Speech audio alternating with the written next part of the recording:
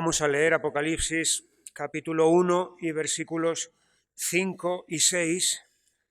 Dice así: y de Jesucristo, el testigo fiel, el primogénito de los muertos y el soberano de los reyes de la tierra, al que nos amó y nos lavó de nuestros pecados con su sangre y nos hizo reyes y sacerdotes para Dios su Padre.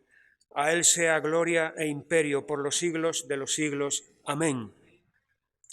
Se denomina una obra en 3 actos la composición escrita para teatro, en la cual hay 3 partes, que son inicio, desarrollo y desenlace. Ese esquema, esa división, no solamente se utiliza para el teatro, sino que si lo pensamos bien, una película de cine es así también. Se podría dividir en esas 3 partes, porque en la película hay un inicio, luego hay un desarrollo de la trama de esa película y finalmente acaba con un desenlace, con una culminación. Bueno, pues una obra en 3 actos es precisamente lo que aquí Juan nos está diciendo que Jesucristo ha hecho. Cuando dice: al que nos amó, primer acto; nos lavó de nuestros pecados con su sangre, segundo acto; y nos hizo reyes y sacerdotes para Dios su Padre, tercer acto. La diferencia es que aquí no estamos en una obra de ficción, estamos ante una obra real y verdadera, y el protagonista no es otro que Jesucristo mismo. Pero antes de entrar en esos 3 actos que componen esa obra magistral que él efectuó, vamos a mirar quién es ese protagonista. Y aquí en este mismo pasaje, en el versículo 5, hay 3 títulos, 3 denominaciones que se le dan a Jesucristo. La primera de ellas es el testigo fiel. Jesucristo es el testigo fiel. Un testigo no es una persona cualquiera, no es una persona normal. Es una persona normal, sí, pero en un tribunal tiene una facultad que otras personas no tienen, porque ha visto y ha oído cosas que tienen un peso, que tienen una autoridad, una relevancia sobre el asunto que se está juzgando. Y cuando ese testigo está diciendo la verdad, entonces eso va a ayudar al juez a que pueda emitir una sentencia verdadera. Ahora bien, ese testigo se tiene que limitar estrictamente en su testimonio a lo que ha visto y oído. No puede inventarse nada, no puede hablar de cosas de las cuales él ignore, solamente puede hablar de cosas que él ha conocido directamente sobre el caso. Aquí se está diciendo que Jesucristo es el testigo fiel. ¿Testigo de qué? ¿Testigo de quién? Pues Jesucristo es testigo de Dios, testigo sobre Dios, de tal manera que todo lo que Él dice, todo lo que Él enseña acerca de Dios es totalmente fiel. Y a Él no le ocurre como a los profetas del Antiguo Testamento, que, como dice el autor de la carta a los Hebreos al comienzo de su carta, Dios les habló de muchas maneras. Habló de muchas maneras a los padres, a los antiguos, por los profetas, pero aquella era una revelación limitada.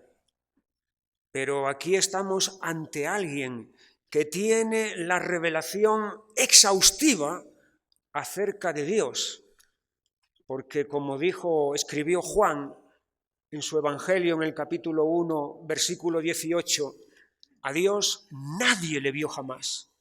el unigénito Hijo que está en el seno del Padre, Él le ha dado a conocer. Por lo tanto, aquí estamos ante alguien que no habla por oídas o a través de terceros, sino alguien que habla directamente del interior del Padre, que conoce las profundidades de Dios y las conoce además no solamente parcialmente, sino que las conoce totalmente, exhaustivamente, de tal forma que la revelación que Él tiene, el conocimiento que Él tiene de Dios es total. Y por lo tanto Él es el testigo fiel. Todo lo que tiene que decir, todo lo que nos dice, lo que nos enseña sobre Él, es digno de ser creído. Es verdadero, porque viene de la fuente fiable.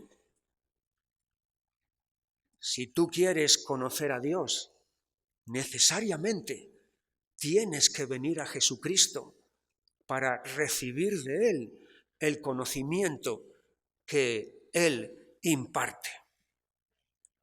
Primer título, el testigo fiel. Segundo título, el primogénito de los muertos. Primogénito de los muertos significa que Él es el que ha inaugurado la era de la resurrección.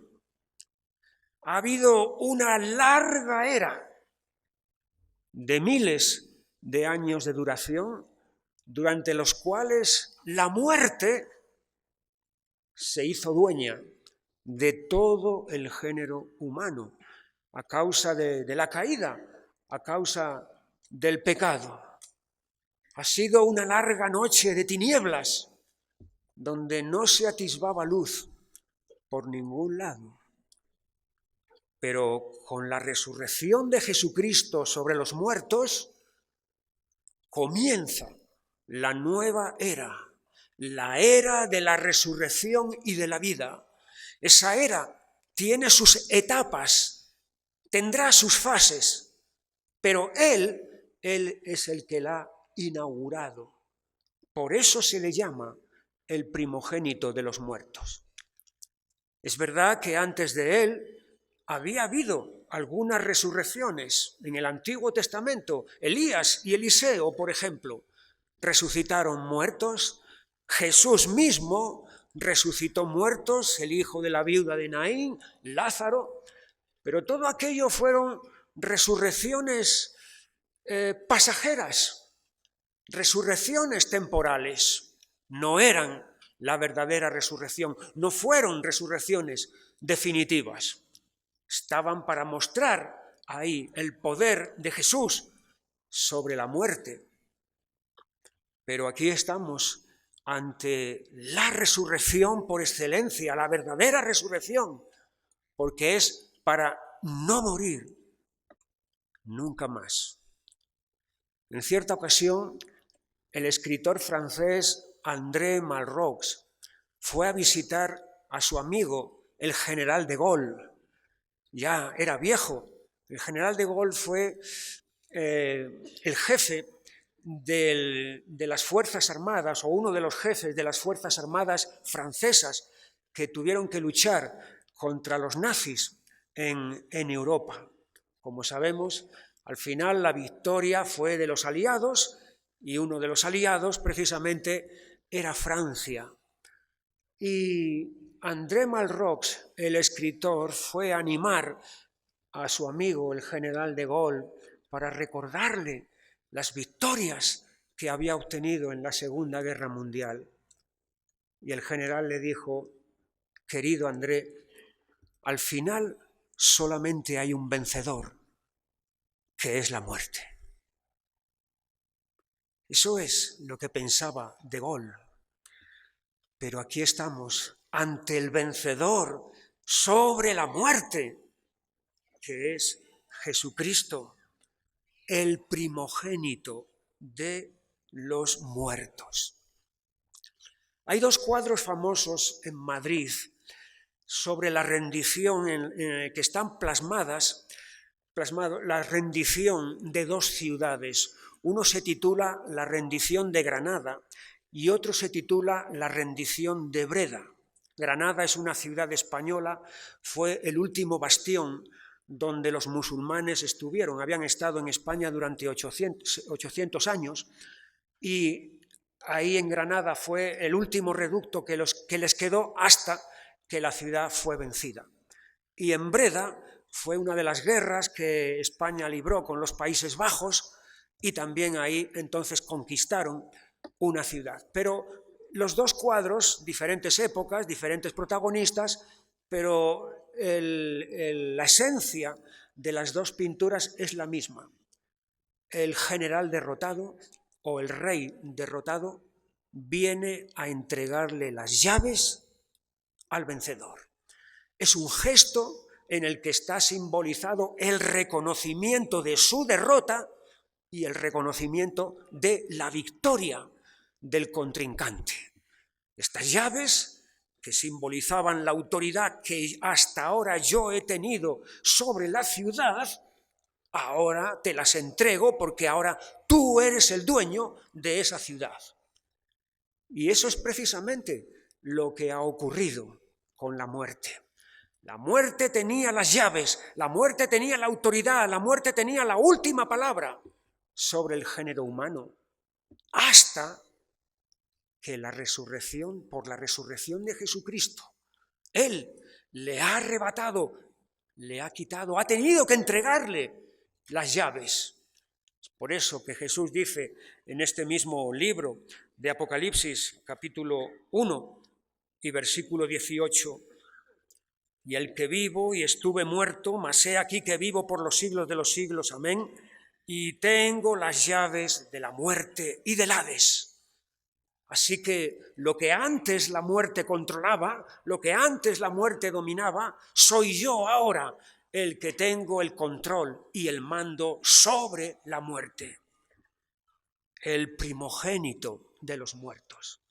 Y el tercer título del que se está hablando aquí es el soberano de los reyes de la tierra. Es evidente que si Él es el primogénito de los muertos, es decir, si Él ha vencido a la muerte, el peor enemigo de todos, ¿cómo no va a estar sobre los reyes de la tierra? Que aunque tienen mucho poder, son los gobernantes de las naciones, sin embargo, Él está por encima de todos ellos. Él es el soberano, el jefe, la autoridad suprema, la autoridad máxima. Cuando el apóstol Juan está escribiendo estas palabras, hay un poder que gobierna el mundo, que es Roma, el imperio romano. Y en ese momento hay un emperador que se llama Domiciano, que se atribuyó el título de Señor y Dios, Dominus et Deus, nada más y nada menos, Señor y Dios. Sin embargo, Domiciano pasó, como pasaron sus antecesores y luego también sus sucesores. El soberano de los reyes de la tierra. En el Antiguo Testamento tenemos a dos reyes que fueron Artajerjes y Nabucodonosor, que ostentaron el título de Rey de Reyes. Pero ese título les venía grande, muy grande. Aquí tenemos aquel al que ese título le cuadra totalmente. Jesucristo es el soberano de los reyes de la tierra. Así que aquí tenemos la presentación de este protagonista de esta obra en 3 actos. Testigo fiel, primogénito de los muertos y soberano de los reyes de la tierra. Y a continuación se comienza a describir el primero de esos actos, de esa magistral obra. El primero de esos actos es al que nos amó. Al que nos amó. En el amor humano tiene que haber una sintonía, algo especial que se produce entre las dos personas que se han enamorado, entre el hombre y la mujer. Hay un flechazo, que es la expresión popular que se emplea para definirlo. Hay un enamoramiento. Es algo misterioso, porque ¿por qué esa persona sí y no otra entre tantas como hay? La razón no puede explicarlo. Es algo que supera a la lógica humana. Pero ahí está ese hecho. Pero tiene que haber una reciprocidad, una correspondencia entre las dos partes. Porque si por una de las partes no hay correspondencia, es evidente que eso no lleva a ninguna parte, que va a fracasar. Pero aquí, en este amor de Jesucristo, no había correspondencia, no había reciprocidad. Por nuestra parte, no había amor hacia Él. De hecho, si miramos un momentito en la carta a los Colosenses, en el capítulo 1 y versículo 21, el apóstol Pablo dice: y a vosotros también, que erais en otro tiempo extraños y enemigos en vuestra mente. Esta es la definición, el estado en el que nosotros nos encontrábamos, el estado natural de cada ser humano, extraño a Dios, para Dios, y enemigo. Son palabras.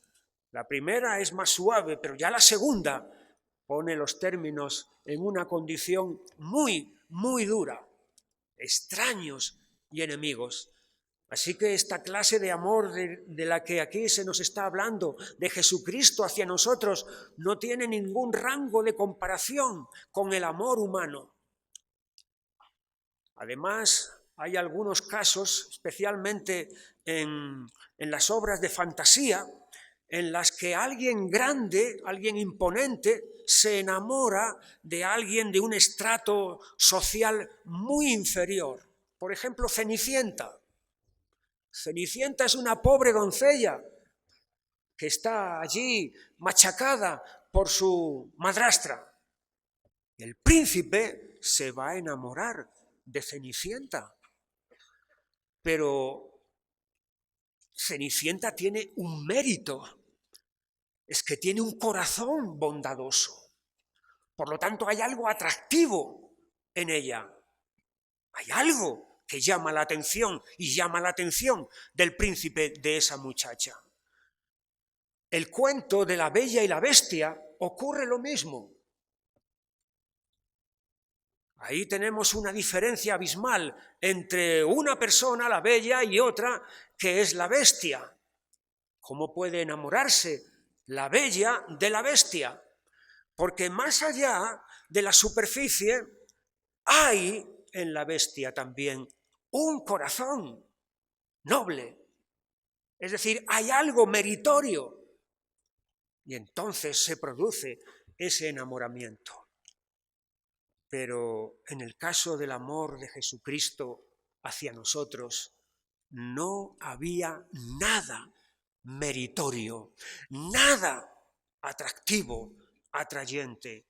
Todo lo contrario, éramos extraños y enemigos en nuestra mente.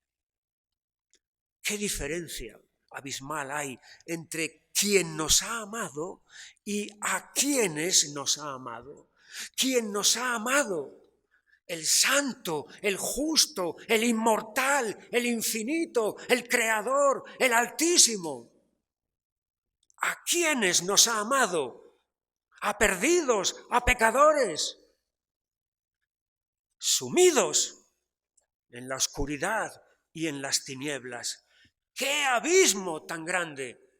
Y ese abismo ha sido salvado precisamente por este amor suyo hacia nosotros.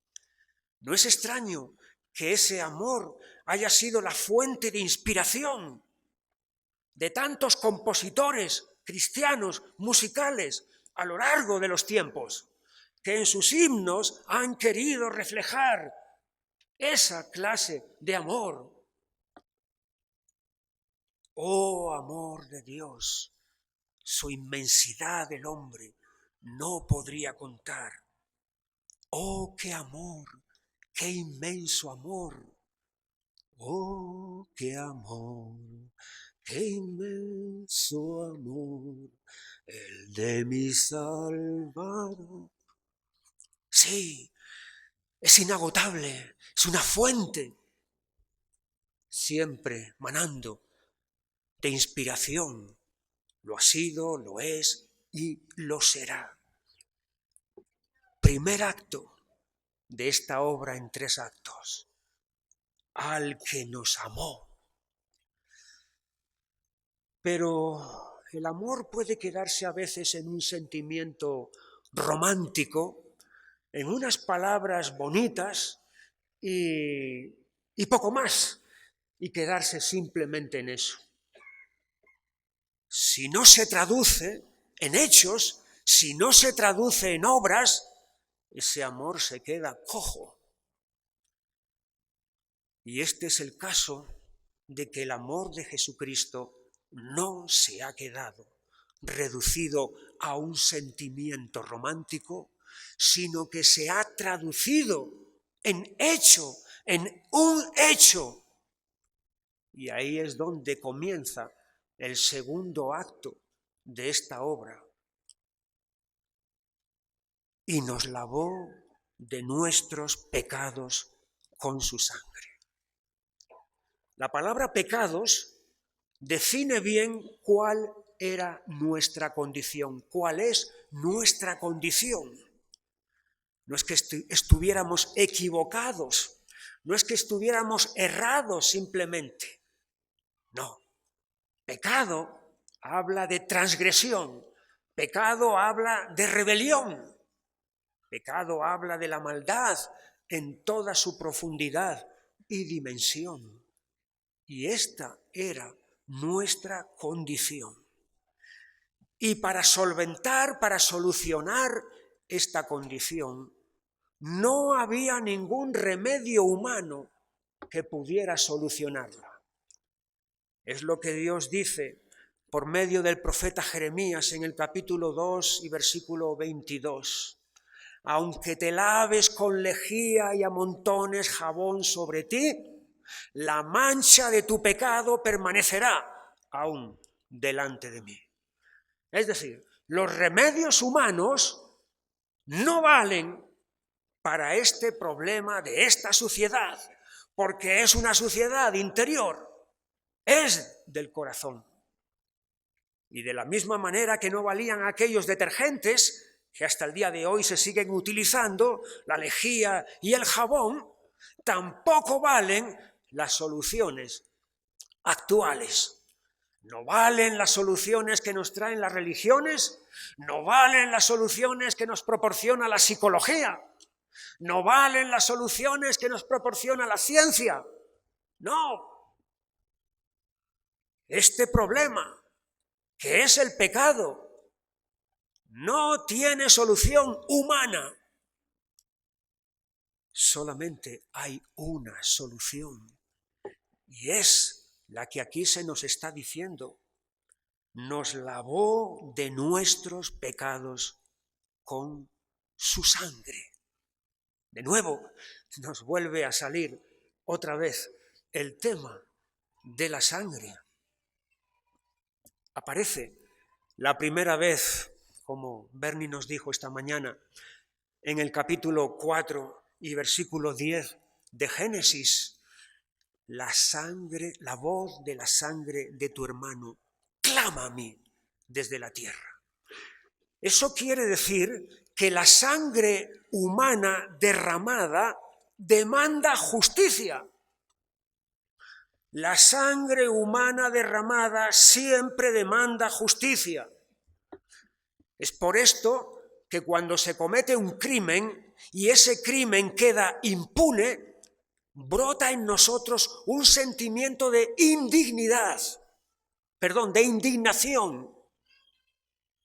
de indignación, al ver que ha habido un crimen, un asesinato, y el asesino ha escapado y no va a pagar por ello.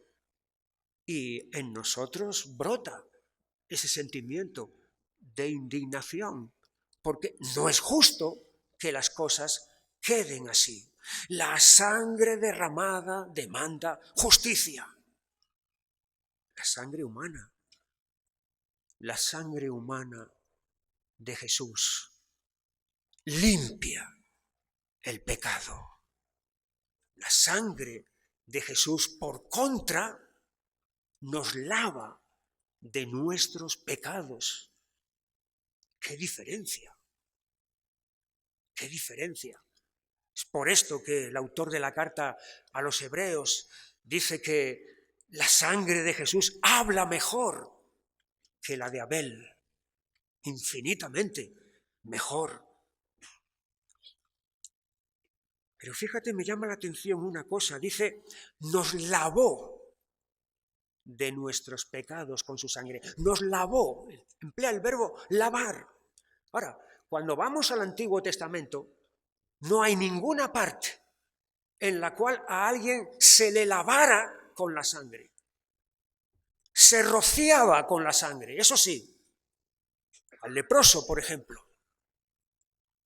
una vez que había quedado limpio, se le rociaba. Es decir, unas gotitas se rociaban sobre él. Lavar, se lavaba con agua. Al leproso, por ejemplo, también. Enteramente era lavado con agua después de haberse rapado totalmente.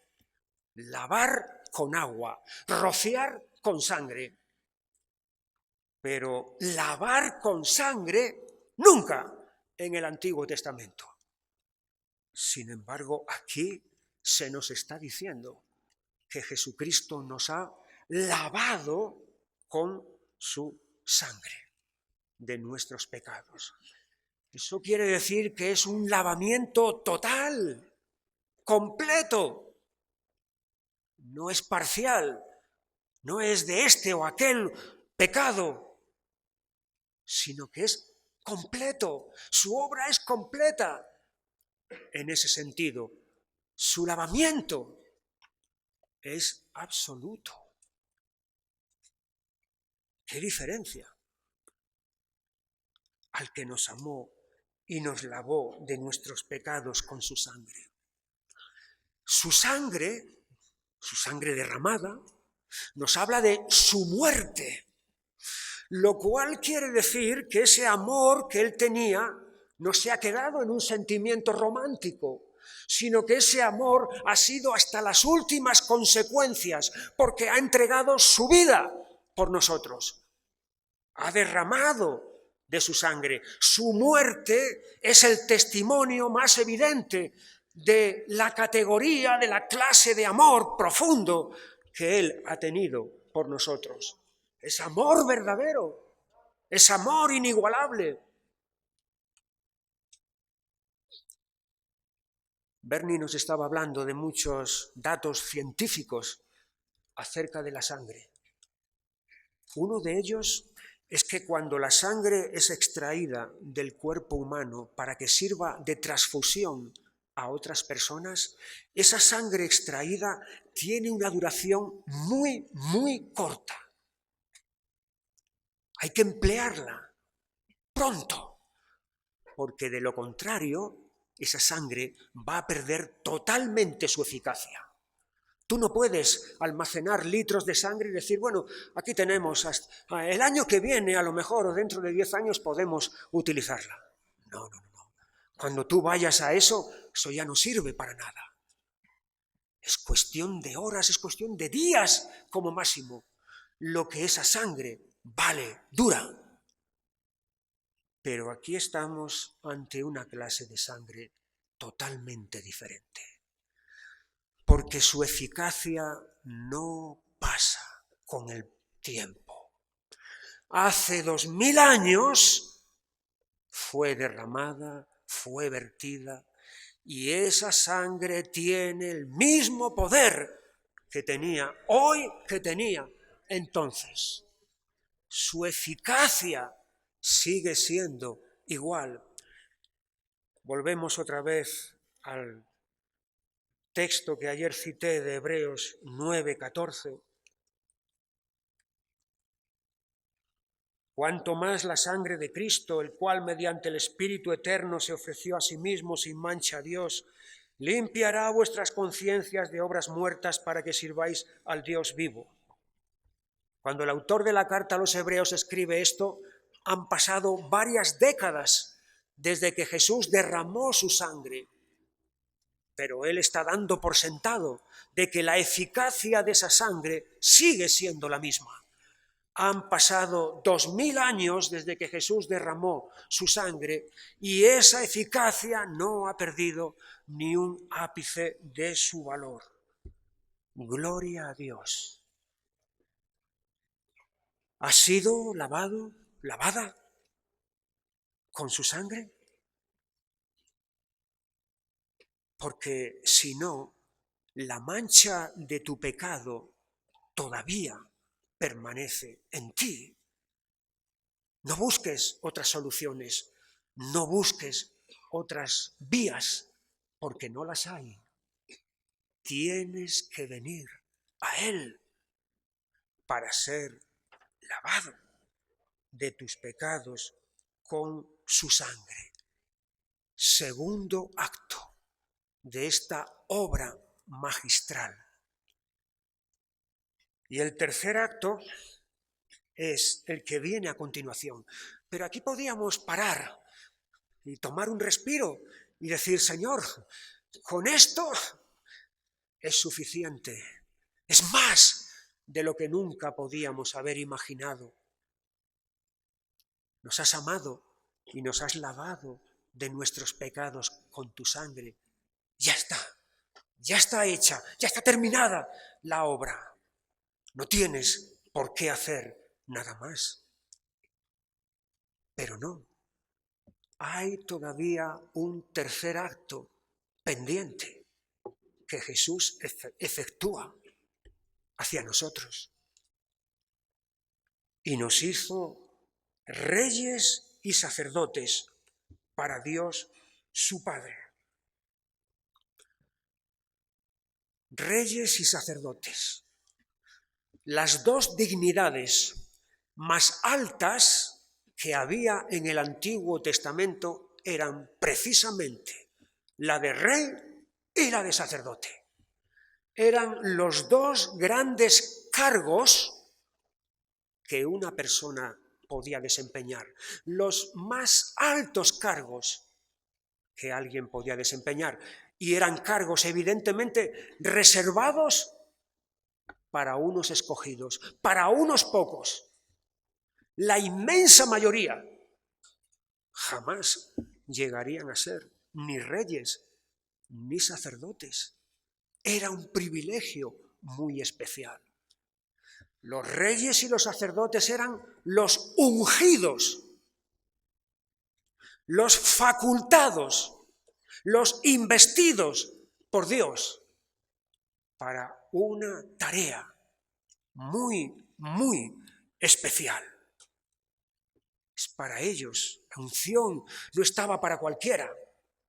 No, solamente, exclusivamente para ellos dos. Pues bien, este honor, este privilegio, es el que Jesucristo nos comunica, comparte con nosotros. Porque Él tiene estas dos dignidades por derecho propio. Por derecho propio. Él es rey, además por partida doble, como Dios y como hombre glorificado. Él es rey por derecho propio y es sacerdote por derecho propio. Juró el Señor, Salmo 110:4, juró el Señor y no se arrepentirá. tú eres sacerdote para siempre, según el orden de Melquisedec. Así que Él es rey con mayúscula, sacerdote con mayúscula.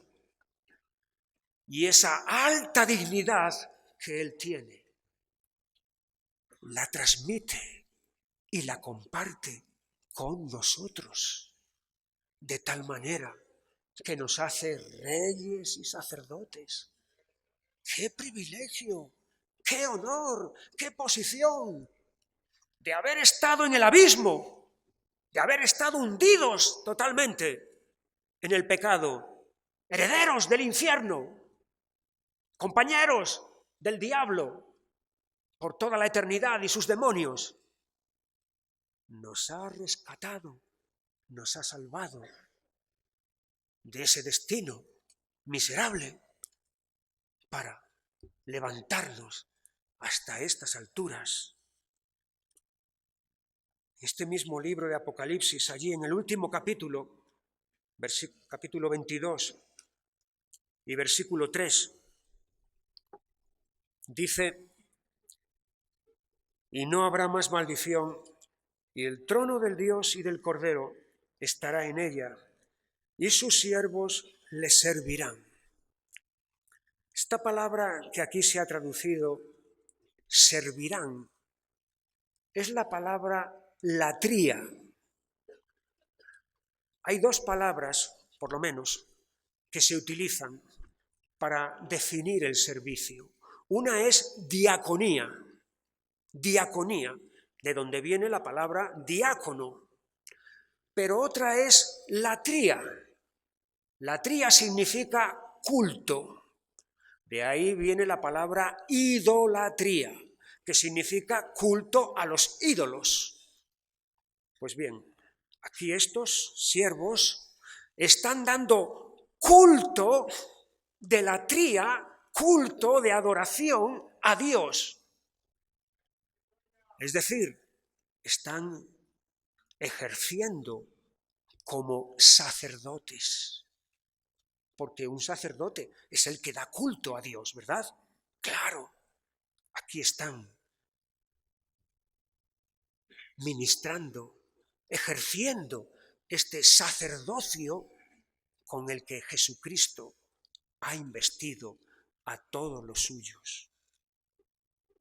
Y un poquito después, versículo 5, no habrá allí más noche, y no tienen necesidad de luz de lámpara ni de luz del sol, porque Dios el Señor los iluminará y reinarán por los siglos de los siglos. Reyes, pero no reyes de una creación caída, de una tierra contaminada. No, es de una nueva creación, de una tierra nueva, de unos cielos nuevos. Es sobre esa nueva creación sobre la cual están ejerciendo ese reinado. Sacerdote nos habla de acceso a Dios. El sacerdote es el que tiene acceso a Dios. Rey es el que tiene dominio sobre las cosas. Pues precisamente esas son las dos dignidades con las que Jesucristo nos ha investido, de que tengamos acceso directo a Dios y de que tengamos dominio sobre todas las cosas. Esta es la obra, la gran obra en 3 actos que Jesucristo ha realizado a nuestro favor. Aquí no termina el pasaje. El pasaje de capítulo 1 y versículo 6, después de decir, nos hizo reyes y sacerdotes para Dios su Padre, acaba diciendo, a Él sea gloria e imperio por los siglos de los siglos. Él es el protagonista de todo esto. Nosotros no somos los protagonistas. No, nadie más es el protagonista. Él es el que ha efectuado todo esto y por tanto es merecedor, es digno de que Él reciba gloria e imperio. Las palabras gloria e imperio se utilizaban mucho precisamente en el imperio romano porque era lo que se le daba al emperador. Pero aquella gloria y aquel imperio era una gloria terrenal y un imperio pasajero. Pero aquí se está dando a Jesucristo gloria e imperio por los siglos de los siglos. Amén. Él es digno de recibir todo esto a causa de esta obra. Que nuestras palabras se quedan pequeñas, se quedan cortas para describir y que estaremos por toda la eternidad delante de Él, dándole adoración y reconocimiento por ello. La pregunta que te lanzo en esta mañana es: ¿has sido tú lavado o lavada con la sangre de Jesucristo? ¿Has venido a Él para recibir el perdón de tus pecados? Para que puedas ser parte de esta multitud que nadie podía contar, que el apóstol Juan vio en el capítulo 7 de este libro de Apocalipsis, que estaban vestidos con ropas blancas, con palmas en sus manos, alabando al Cordero de Dios que había hecho posible que ellos estuvieran en su presencia. Mi oración es que tú puedas, si no lo has hecho antes, venir hoy sin más tardar ante Él para que puedas ser partícipe de esta obra en 3 actos que ha efectuado por ti. Vamos a orar.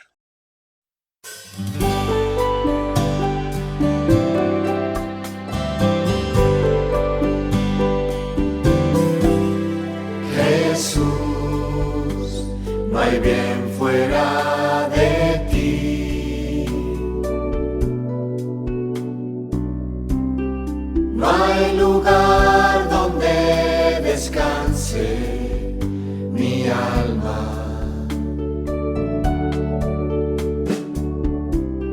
Solo en tu presencia, oh Rey.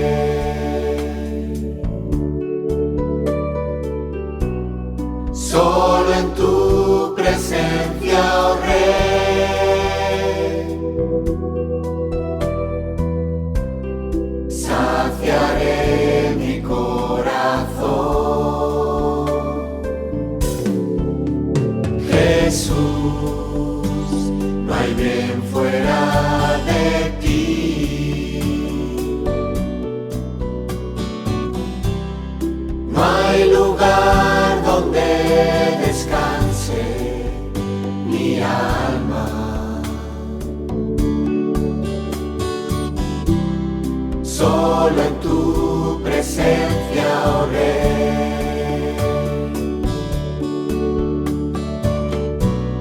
Solo en tu presencia, oh Rey,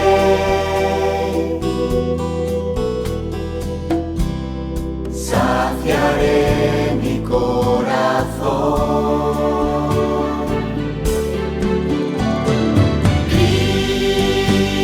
Cristo, siempre te alabaré.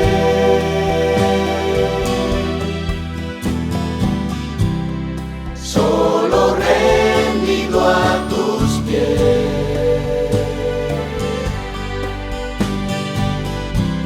desea estar mi corazón.